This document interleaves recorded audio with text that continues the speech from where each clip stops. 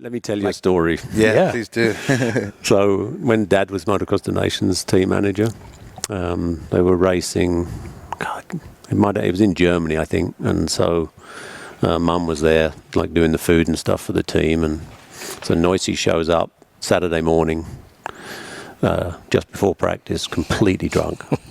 Like off his head drunk, and so they're like feeding him bananas and just trying to sober him up to try and get him out to the race. Coffee and whatever. Yeah, they finally get him out onto the track. He goes backwards around the track because he hasn't walked it, so they're all like this, like staring him down. They turn him around, he does a couple of laps, and then he goes out for the heat race and hole shots and goes from 1st to 40th in 3 laps because he's so drunk still.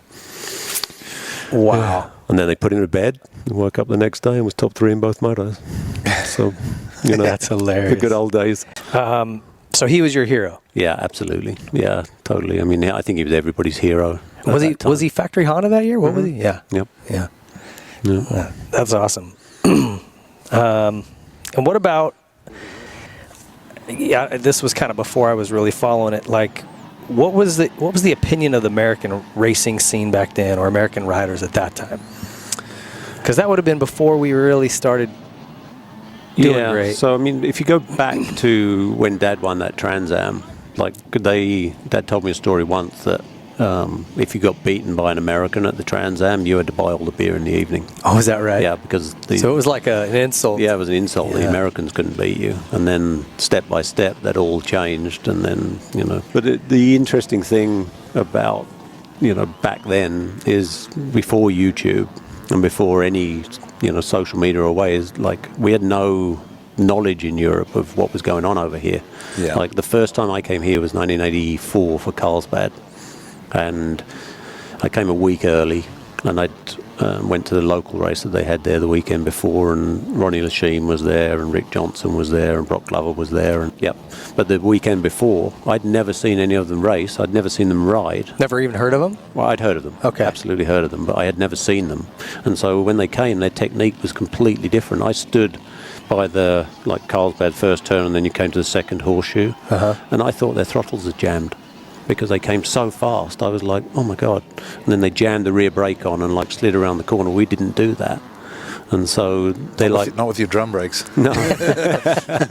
Back then, there was a big difference between a European style and an American style. So what did you think of that when you saw them there at that GP? What did you think straight away? Well, I thought they were incredibly quick, and I thought they had this way of turning corners with the rear brake that I'd never seen before. And I can't remember if I ever really managed to pick it up, but it was the same back then. Supercross jumps, or jumps in general, most jumps didn't have a downside. Yeah. But the ones that did, the American guys landed like that. Well, we never jumped like that in Europe. We jumped like that. Yeah. And so all those techniques just made the Americans so much better through the 80s. So at what point did you talk to any of the American riders at that weekend? At that GP? Did you meet any of them? Or? Yeah, I went to Glover's after party. Oh, yeah? Yeah. And I can't remember it that well, but but I went to his after party. I know right. that. That sounds right. How did you do the GP? I was 12th on an air-cooled KTM. And I mean, my bike was like a mile behind, drum brake, air-cooled, compared to those factory Hondas and Yamahas and stuff. But I rode good. Yeah. Glover won. Were any of the GP regulars up front? Mm-hmm.